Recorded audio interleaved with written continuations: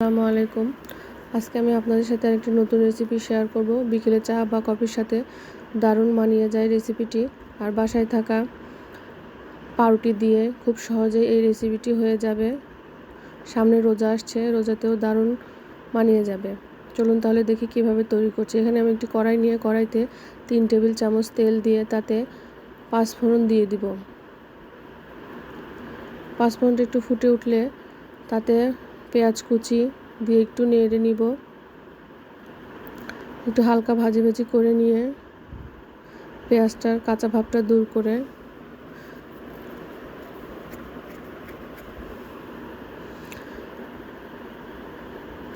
স্বাদ অনুযায়ী কাঁচামরিচ, যে যেমন ঝাল খায় তা অনুযায়ী কাঁচামরিচ আর আদা বাটা, হলুদের গুঁড়ো, ধনিয়ার গুঁড়ো,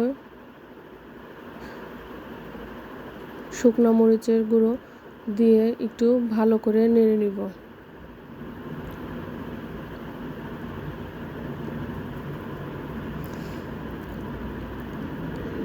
জিরার গুঁড়ো দিয়ে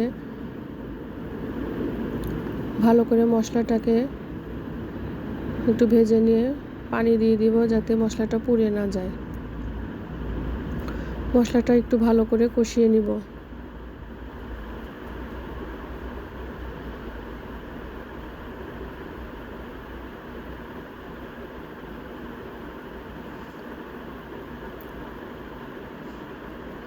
মশলাটা কষানো হয়ে গেলে এখানে আমি 3টি আলু সিদ্ধ করে ম্যাশ করে নিয়েছি, সেটা দিয়ে দিচ্ছি। স্বাদ মতো লবণ দিয়ে দিব।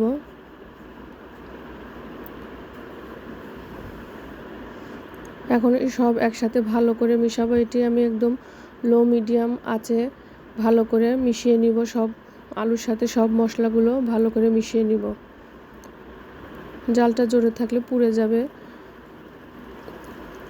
নামানোর আগে আমি এখানে স্বাদ মতো ধনিয়া পাতা কুচি দিয়ে আবার ভালো করে মিশিয়ে নিচ্ছি।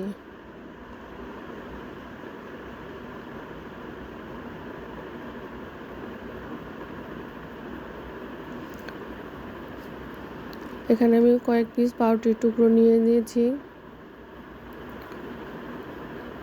আলুর যে পুরটা তৈরি করেছি সেই পুরটা পাউরুটির উপর ভালো করে ছড়িয়ে নিচ্ছি।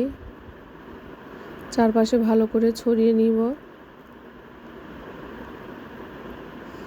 রেসিপিটি খুব সহজেই তৈরি করা হয়ে যায়। বিকেলের নাস্তায় বা বাসায় মেহমান আসলে খুব দ্রুতই রেসিপিটি তৈরি করা সম্ভব। উপরে আর একটি পাউরুটির টুকরো দিয়ে ভালো করে একটু চেপে নিয়ে মাঝখান থেকে আমি ত্রিকোণ আকৃতি করে কেটে নিচ্ছি। তারপরে এখানে বেসন দিয়ে একটু লবণ,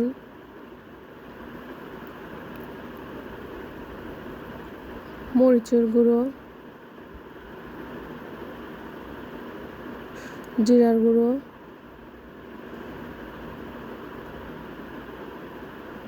বেসনের সাথে দিয়ে একটু ভালো করে মিশিয়ে নিয়ে আমরা একটি লিকুইড তৈরি করব। আর এখানে সাথে চাউলের গুঁড়ো দিয়ে দিচ্ছি।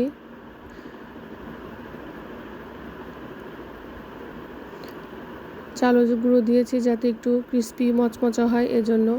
তারপরে পরিমাণ মতো পানি দিয়ে পারফেক্ট একটি লিকুইড তৈরি করে নিব। আর সাথে আমি একটু ম্যাগি মশলা ছিল সেটাও একটু স্বাদের জন্য দিয়ে দিয়েছি। আপনারা চাইলে নাও দিতে পারেন। আমি এখানে একটু স্বাদের জন্য দিয়েছি, এটা আপনারা স্কিপ করতে পারেন। আমার লিকুইডটি হয়ে গিয়েছে।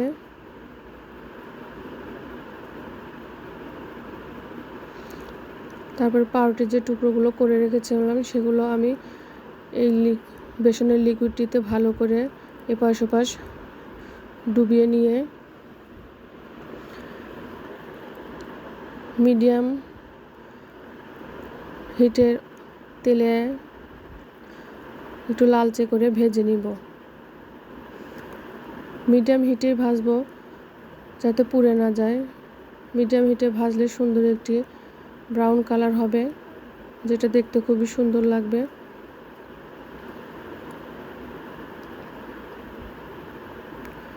আমার রেসিপিটি কেমন লাগলো সবাই কমেন্টের মাধ্যমে অবশ্যই জানাবেন। আর খুব বেশি ভালো লাগে লাইক, শেয়ার, কমেন্ট করে অবশ্যই পাশে থাকবেন। আর পেজটিকে অবশ্যই একটি ফলো, লাইক দিবেন।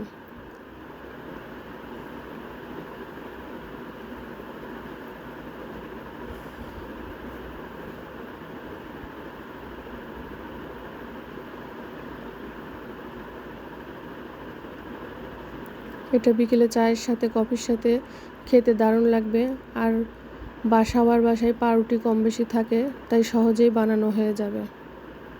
সবাই ভালো থাকবেন। আল্লাহ হাফেজ।